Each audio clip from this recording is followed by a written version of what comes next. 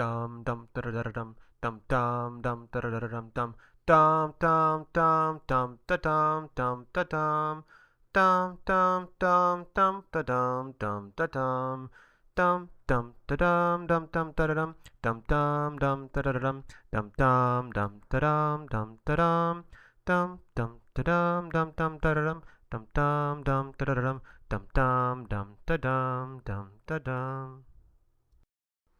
Wow, big keyboard, but we'll get back to that in a minute. Hi everyone, this is Renee from the iPhoneblog.com, and we're continuing the smartphone experts round robin. And this week is much like last week in that I have a HTC device running Windows Mobile. Um, as we can see from this one, instead of the front-facing QWERTY, it is a touch screen, and it is hella glossy. If you can look in there, you can see my camera, you can see me, hello there, I can wave at you. This thing shines. At the bottom, it's got the upside down phone and the right side up phone, which probably means, you know, off the hook and hang up. Um, you have the home button, you have the back button. You have what could be a squircle, but it seems like just a big button. Like I can only push it. I haven't gotten any other behavior out of it yet. Maybe there is some. I haven't figured that out. We'll see, but we have a huge screen on top. It's off, but we'll look at that later. We have the volume buttons, the push to talk button. On the top, we have the power button, the sleep wake button. On the other side, we have absolutely nothing, just space, except for, yep, the stylus. And this is a magnetic stylus, which we'll describe later too, but it's there, so Kevin, please cover your eyes. I'll just slip that back in there for now. Don't want any accidents. At the bottom, we have the one USB port to rule them all again, and no headphone jack, just the USB port. Again, I like that in theory, but in practice, the accessories aren't really there to support it. As we got to before, the keyboard is huge. You have 5 rows of keys. You have every key you can imagine. Casey was right. I tried to imagine some that weren't on there, but I opened it up, and yes, they were.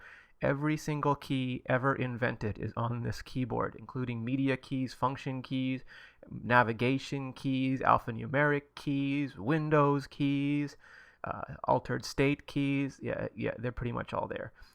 On the back, we have the HTC branding and the camera assembly and the same sort of faceted backplate as the HTC Diamond. Now, I won't lie to you, this phone is heavy. It's a bit of a brick and it's chunky and you feel it in the pocket. I mean, it's narrow in terms of its width, uh, but it's a lot of phone to love, even in today's day and age. It's a bit big for my taste. Okay, now this is starting off. The first time it actually loaded for me, it installed the TouchFlow 3D and Opera, which took a long time. I don't know why that isn't just hardwired into the machine. But anyway, the iPhone takes a fair amount of time to boot. But look, red numbers. What are these red numbers for? Only Dieter knows. Anyway, yeah, the iPhone takes a fairly long time to boot. But I just wanted to see what it was like to not only boot one OS, but something trying to cover up that OS and everything else, the hardware that goes along with the phone. And the answer is it takes a while. Now, most people won't have to sit through this very often, but I thought it might be funny. Oh, here we have the 3G state-of-the-art graphics. Not even CNN quality, but that's good. Now we're launching into Windows Mobile 6.1. This will take a while, and I'm going to just keep talking through it. Oh, look, Beach Ball. Why can't they make a transparency mask for the white square? It would make it look so much nicer, but they can't even support PNGs, probably Internet Explorer. I guess that's why. All right, so now like the little Bluetooth logo on the bottom, things are starting. I'm going to spare you my Mick Jagger Start Me Up impersonation. Believe me, you'll be thankful for that. TouchFlow 3D is now launching, and oh, one new voicemail. I'll check that later. But we're about to go into TouchFlow 3D. Here we are. And we have TouchFlow 3D. Nice.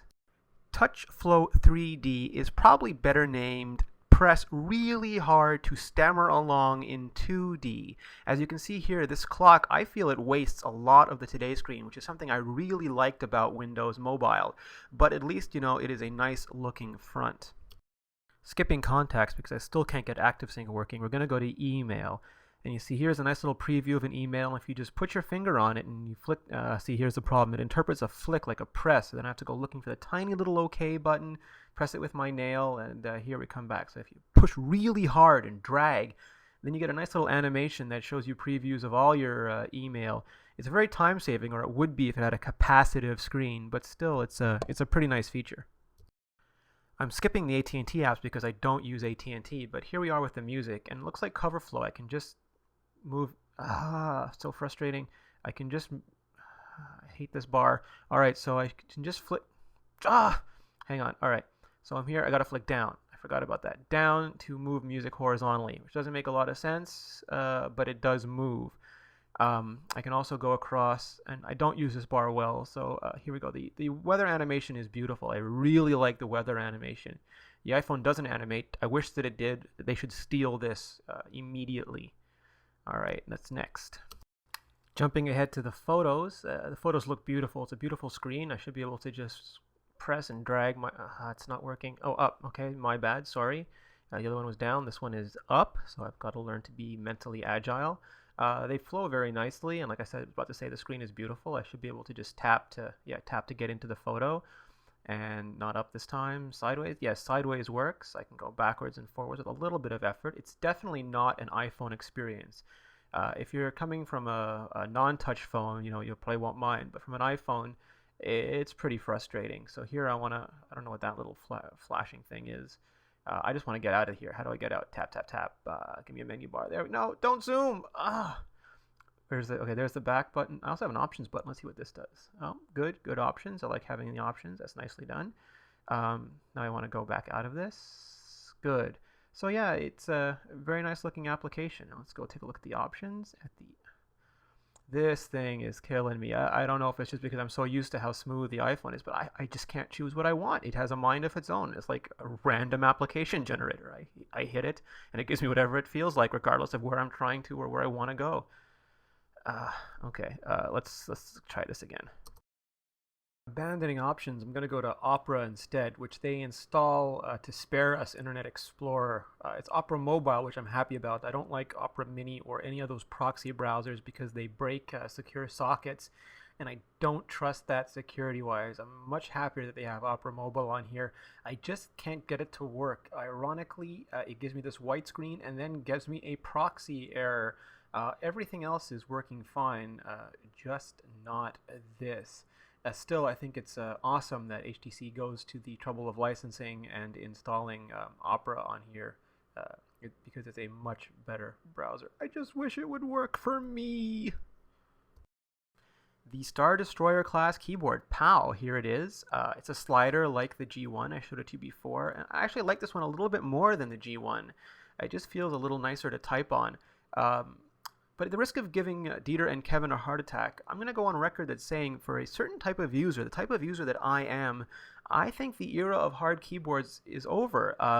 They make the devices too thick, or they take up too much of the real estate on the front of the screen. You see here again, I have to switch to the touch because it's not intuitive. The OS just doesn't gracefully handle the different input methods. Don't get me wrong, it's nice enough hardware, and TouchFlow 3D is very pretty looking, but it's just a skin on top of stuff like this, which is still, just a skin. Maybe take it, put it on a capacitive touchscreen, or just maybe put it on a feature phone, slap it on a feature phone, and you'd have a pretty compelling competitor to the Samsung Instinct. I would find that, I think, a much better experience than this. I mean, really. Because bottom line, I'm still not having a lot of fun with Windows Mobile. It's very finicky. I got to move around all over here. It's just not fun for me. I have a week still. Maybe I'll change my mind. In the meantime, check out roundrobin.smartphoneexperts.com, where you could win this phone and a Red Fly, or the iPhoneblog.com, where you could win an iPhone 3G and accessories. In the meantime, I'll be back with my full final review in a few days. Dum dum da da dum dum.